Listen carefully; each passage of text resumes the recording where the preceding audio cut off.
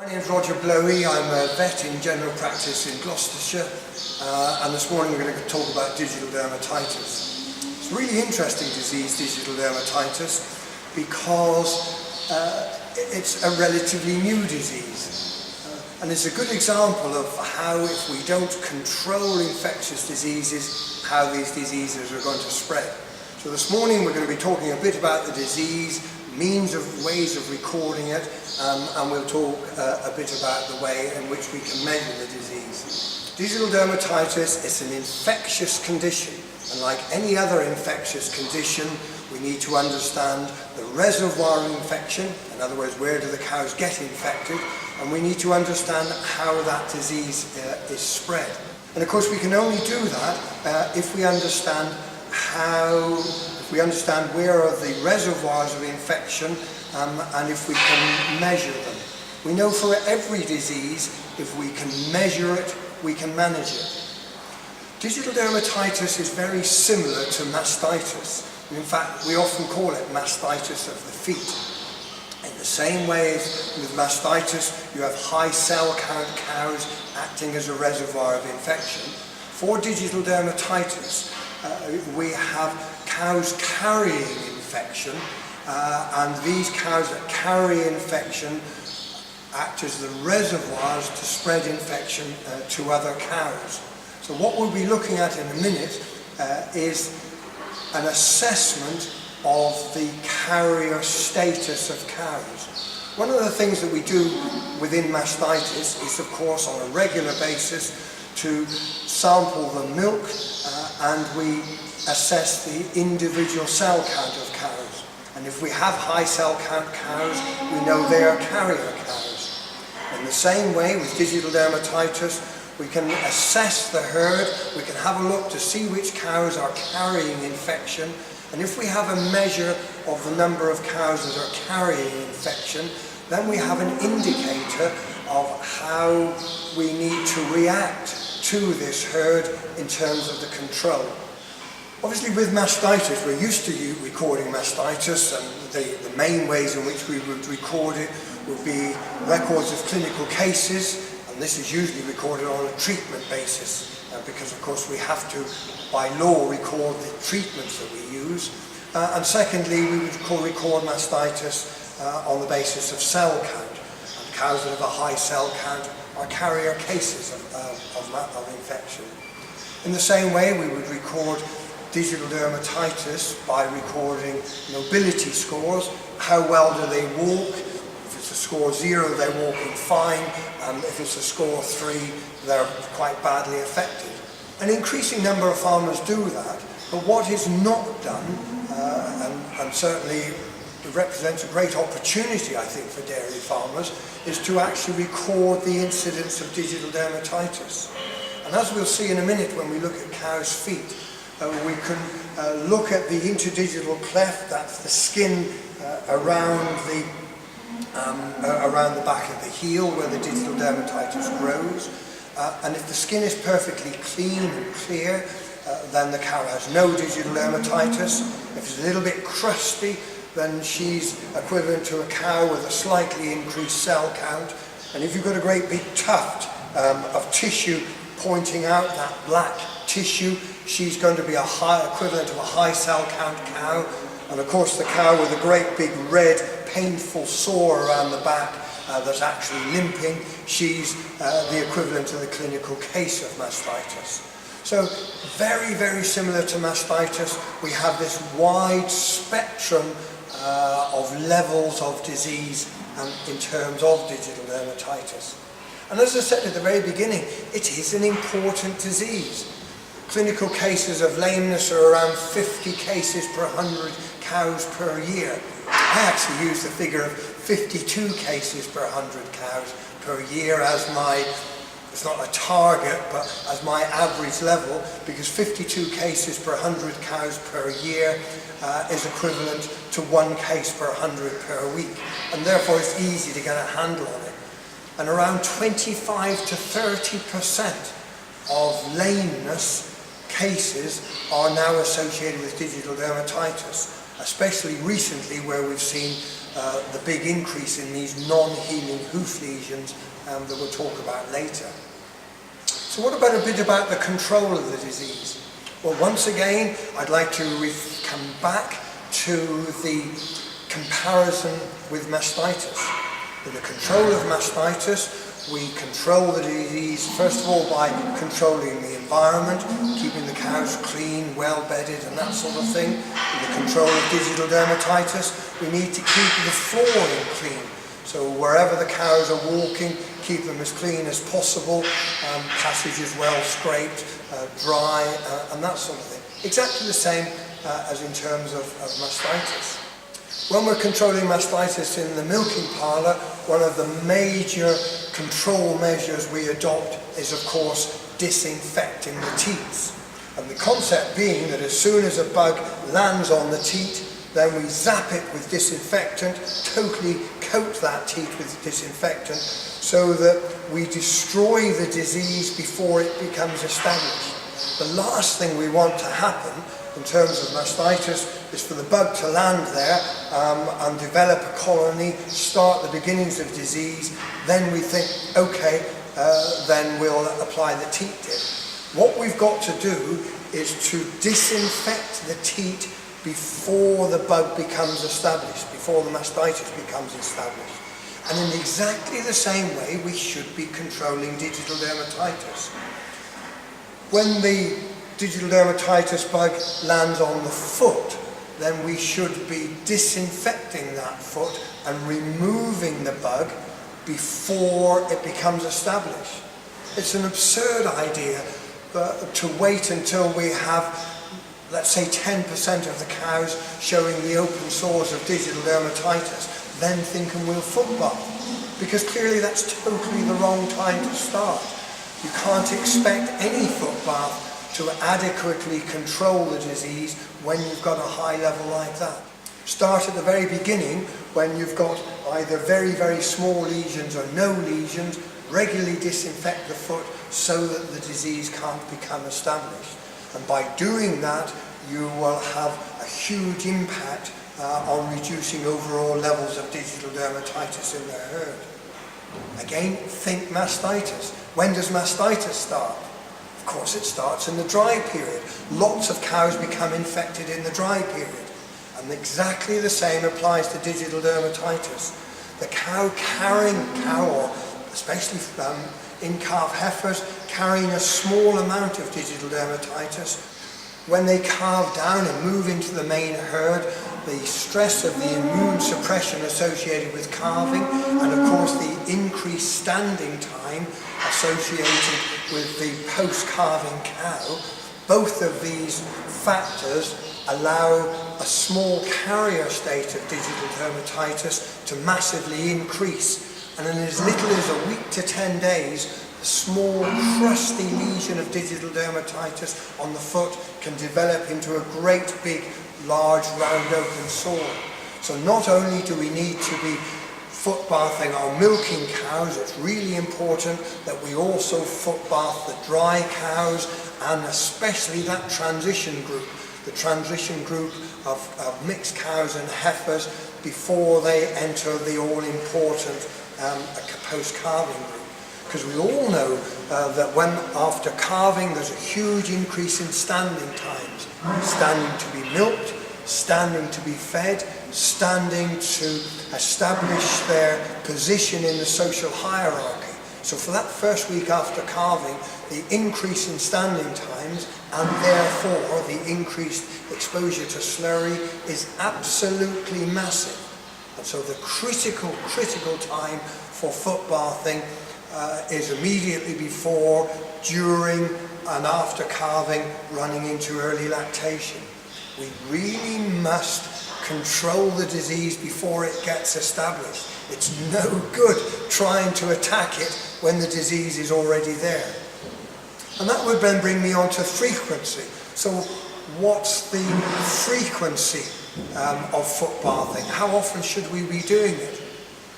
Forgive me for doing this, I need to take you back to the mastitis analogy. How often do you teat dip cows? Well, of course, you teat dip them at every milking. And the reason why you do it, you don't want to get that colony established on the teat end. The ideal frequency of foot bathing, again, would be at every milking. And if you don't do that, at least do it on a daily basis. If I was to say to you, how often do you foot bath? And you say, oh, well, yeah, I foot bath at least once a week. I'd probably say, fine. So, and you teat dip once a week as well? You would think to me that would be a crazy idea to only teat dip one milking a week. And yet, that's what many people try to do to control digital dermatitis. It simply won't work. We need to disinfect those feet so that the disease does not become established. We need to be in the lead position, not try to control the disease when we've got a lot of high cell count cows, or in this instance, when we have a lot of cows carrying digital dermatitis. So here we are in the foot bath setup, and to me this is just ideal. In my perfect world, what we'd want to be doing is foot bathing on a regular basis, and nobody is going to do it on a regular basis if it's a hassle. If the cows don't like it, and if the man doesn't like it, it simply isn't going to be done on a daily basis. Whereas something like this, where it's easy for the cows and easy for the man, then this is just perfect. So if you have a look at this foot bath, it's got a nice concrete base, so as I stand down into the base, my feet feel firm. I'm not going to feel frightened by the foot bath rattling from side to side. It's not slippery, I've got a good surface, so if I was a cow walking through here, then I'd certainly feel quite comfortable. I can see my way out of the foot bath. There's no obstructions on the side as I exit, so all of this sort of thing is just ideal. There's no way I can put my foot up over the edge of it, so I'm not going to try and get my foot up through the side and slip if I was a cow. And the bottom bar here also overlaps the edge of the foot bath, so again I'm just nicely supported as I move in through. I come back to the issue of if it's going to be done frequently, it's got to be done easily. And just have a look at this for a setup. So you've got the water running in here, very, very easy to fill the foot bath from an IBC on the top. Just here you've got the plug which empties the foot bath, so that plug fits into the drain, and we'll show you in a minute. And at the end of foot bathing, simply pull the plug out. The plug is on the outside, so the cow's feet aren't going to get damaged by it, and it drains straight into the slurry channel really easily. The bath is nicely positioned. We'll measure it in a minute, but it's approximately 1-2 paces long. And to me, that's ideal. I'm not in favour of very long baths.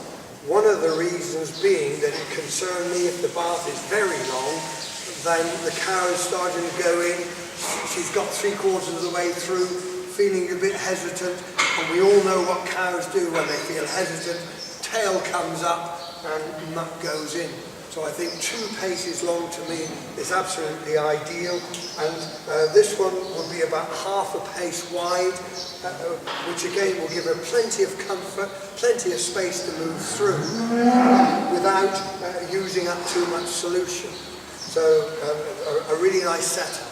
One of the critical things, of course, with foot bathing is to get the right amount of solution in the foot bath. And in my experience, that's a common error.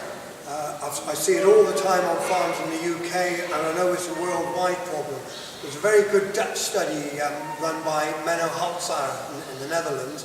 He had 20 farms where he specifically wanted to look at the rate at which the foot bath solution was used up. And he asked all 20 farmers to make up a 4% solution, and then he measured it up, the amount of chemical in the foot bath after every 50 cow passages.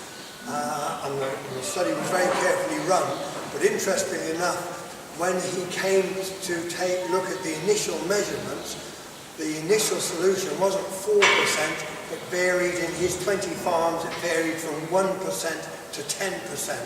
So it really is critical that we get the correct volume of the foot bath and the correct concentration of chemical in that foot bath right from the very beginning. So one of the easy ways of doing it, and Tommy and James from Provita are going to demonstrate it, is just to measure the foot bath. Because if you measure the foot bath in centimetres, so we measure the length in centimetres. So what have you got there, James? In centimetres? 250 centimetres. So it's 250 centimetres long, and measure the width. And sometimes if the side's sloping a bit, you've got to make a little bit of a guesstimate. So the width of the foot bath is Approximately 80 centimetres. so it is 80 centimetres, and then if you measure what depth it usually is, let's do that now. So measure to where the foot bath solution would be. The maximum depth in this bath is actually 25 centimetres. The maximum depth is 25 centimetres. Personally, I think 25 centimetres would be too deep. Probably filled to about 12 centimetres. So if we said the depth would be 12, so we measured the foot bath, it was, I think, Tommy, 250 long by 80 centimetres wide by 12 centimetres of depth when we got it. So what does that come to? It's 240,000 cubic centimetres. So okay, so 240,000 cubic centimetres. You divide that by 1,000 to get litres. That gives you 240 litres. So we've got a bath here then of 240 litres, and that's the amount. We then know how much chemical to put in. And it really is important, I think, that people do measure the foot bath and continually recheck they're adding the right amount. So often I've seen situations where somebody's a decimal point out and they're only putting in 10% of the amount of chemical they should have done, when then it's not effective. Or on occasions you put in 10 times the amount when it's too expensive or something like that. So we do need to get it correct. Okay, you see there's a lovely setup because there's a flap over the top of the drain so the cows can't get their foot in it. Gerald's removing the flap. He'll put the bung into the drain there, and that fits in, and you can see with the bung in it's now really easy then to pull the bung out.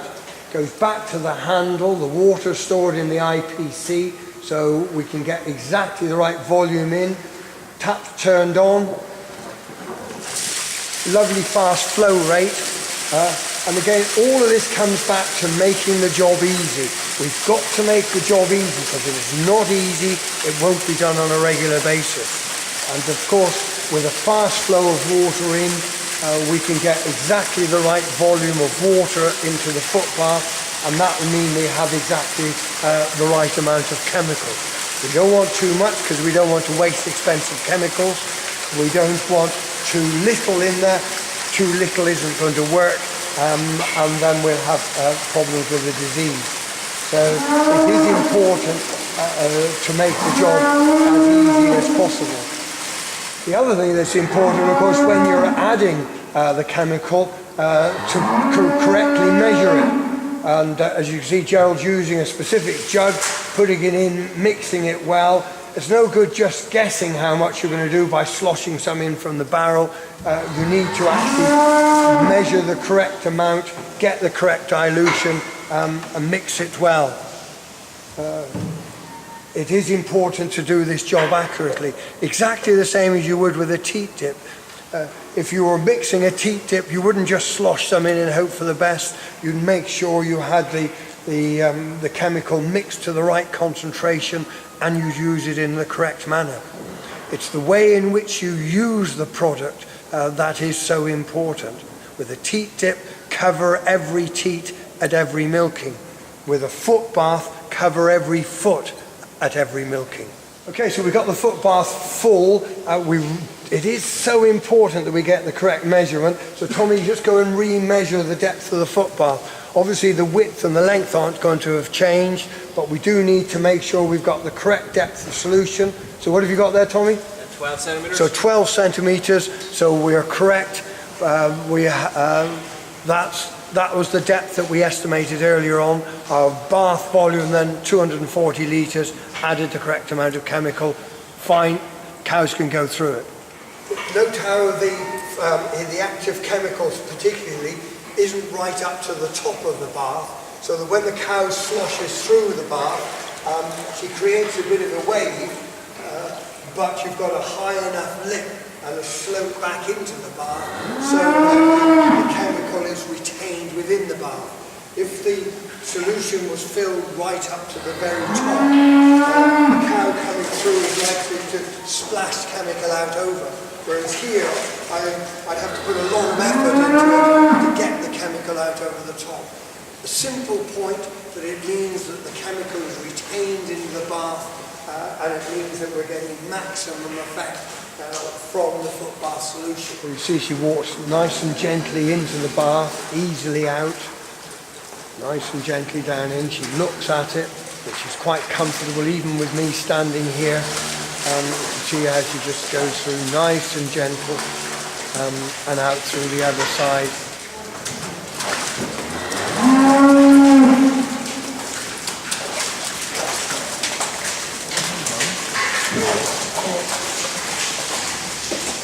Varies to whether the foot bath is in the and the entrance to the parlour or on the exit to the parlour. Quite a lot of farms actually have the foot bath on the exit. In this particular instance, it's more convenient to have it on the entrance. And of course, one of the big advantages of having it on the entrance to the parlour is that the cows are then standing in very clean conditions, waiting to be milked. And as they go into the parlour, and it gives the foot bath a greater opportunity to have its effect. So we've now got the cows in the parlour where we can look at the feet. In fact, in a herringbone parlour, it really is the ideal place to look at feet. You've got the foot up to the right level, and you can clean them off. And the area that we're particularly interested in looking, this little area of skin around the back of the heel, just around there. Now in this foot, we haven't washed it, and you'll see the difference in a minute, having washed the foot, how much cleaner it is and how much easier it is to score. So we'll wash off these first few here, and you want a reasonable jet of water coming out like that, and just spray on the back of the heel. And commonly what I would do is you just spray a couple of bits to start with, and then come back onto them, because you then have got the water soaking the back of the heel first, and then you can make a much better assessment of the heel. You see here how we've got this large circular lesion around the outside. So this little bit of thickened skin here, where I'm pointing out with my pen, that is skin that's infected with digital dermatitis and affected by it. So although this is probably not enough to produce any lameness, what it does show us that she is carrying the infection, and this infection could flare up to produce lameness, and it also tells us that she is carrying infection which could spread to new animals coming into the herd. And by the time we get to this stage, then the disease has in fact become fairly well established. And what we should be doing in terms of our foot bathing is clearly to foot bath so that we have all cows with clean skin. The advantage of washing the feet off is that will allow us to record the size of the lesions. And what we do, we talk about lesions being 1, 2, 3, depending, 0, 1, 2, 3, depending on the size of the lesion. So what we're looking at in terms of the scoring is the amount of damage to the skin around the interdigital cleft. So on here we can see there, although there's a little bit of muck on the side, we can see that the skin itself is normal, so that will score as a 0. On here we can see that the skin is affected, and there is digital dermatitis there, and we would score that on the basis of the size of it and on the colour of it. We've got 3 coins laid out very crudely. The score 0 is nothing. The score 1 is from 0 to ½ an inch. Score 2 from ½ an inch to 1 inch. And score 3 is 1 inch and above, representing very, very roughly a 5p, a 10p and a 50p coin. That one to me looks about just a score 3 because it's the size of that 50p. So we've estimated the size, and we said it's about the size of the 50p, so that's a 3. The other thing we look at is the colour. Now, the colour describes the process of the disease. So in the very early stages, you have this greyish colour. So that would be a 3G. It's grey, and because it's grey, the disease is fairly early. If the disease is active, then it would be red, so the whole area there would be red. That would be an active one. It would be a 3R. She would be painful and she would be lame, and she would definitely need treating. In the final stages of healing, because clearly for skin to heal it's going to take several weeks for it to heal, in the final stages of healing the colour of this would turn black, and that would then be a 3B. It's black because it's healing.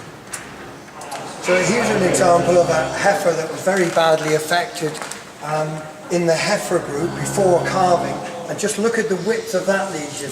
And that's moving our 50p in there. And you can see that lesion there is probably pushing 3 inches wide, but at least it's now black. And as I said before, so that would be a 3B, and black shows that she is in the healing process.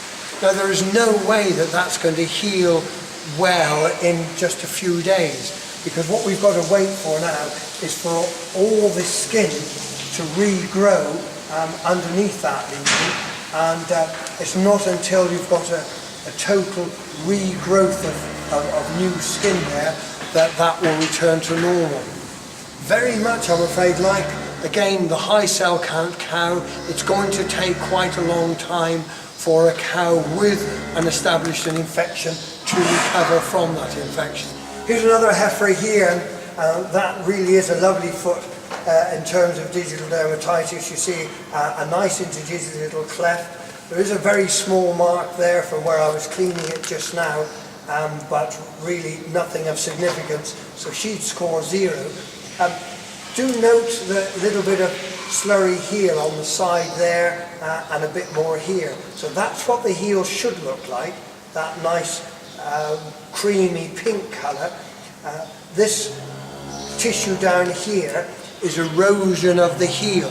So if the heel starts to get pitted and cracked, that's slurry heel, and that's not related to digital dermatitis. Although the two often go together, because environmental conditions that predispose to digital dermatitis also predispose to the development of slurry heel, but they're not caused by the same bug. As we saw in the milking parlour, digital dermatitis is essentially an infection of the skin, particularly this area of the skin around the interdigital cleft. And this area of skin which the infection becomes established in, the area of skin goes red, and that's typically what caused the lameness. And then over the last 4 or 5 years things have changed, and they've changed such that it's now the hoof that's starting to become infected. And we've seen a range of conditions actually affecting the hoof. The first of these conditions was the condition of toe necrosis.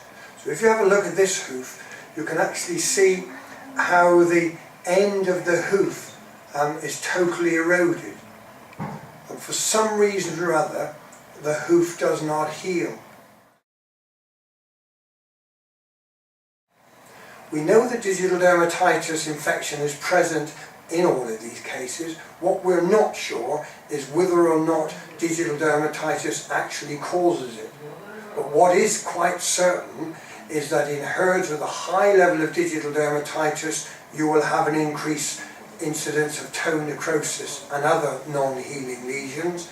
If you get the digital dermatitis well under control by environmental cleanliness and by frequent foot bathing, you will almost eliminate the incidence of these non-healing lesions. And just have a look and see what happens inside the hoof.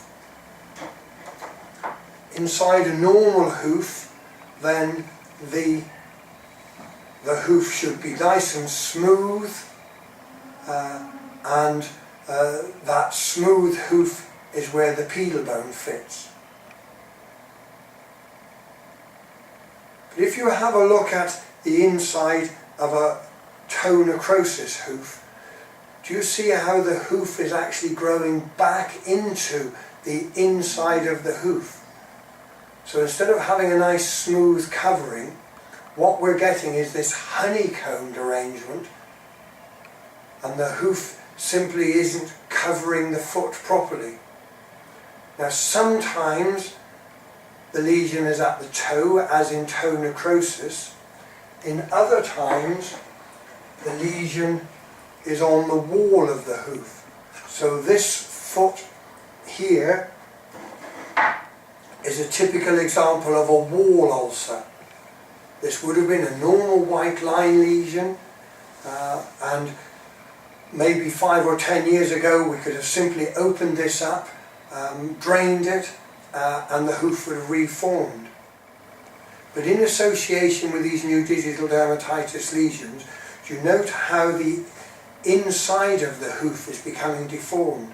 So the hoof is actually beginning to constrict, it's beginning to compress the bone that fits inside the hoof. So the bone that fits inside the hoof fits in like this. And you can see then that if you get growth of the hoof on the inside, it'll start to compress the bone, and that will cause discomfort. For whatever reason, these feet are simply not healing. There is an additional change that we've also noticed over the last few years. When we used to open up feet with a white line lesion, you'd get a nice underrun sole, and you'd see the corium beneath nicely covered with a new layer of creamy pink horn.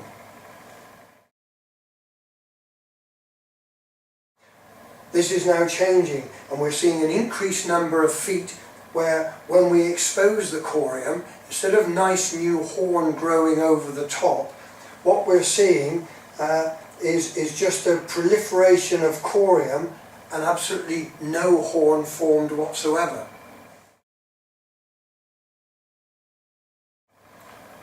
It would appear that there are two separate reasons associated with this.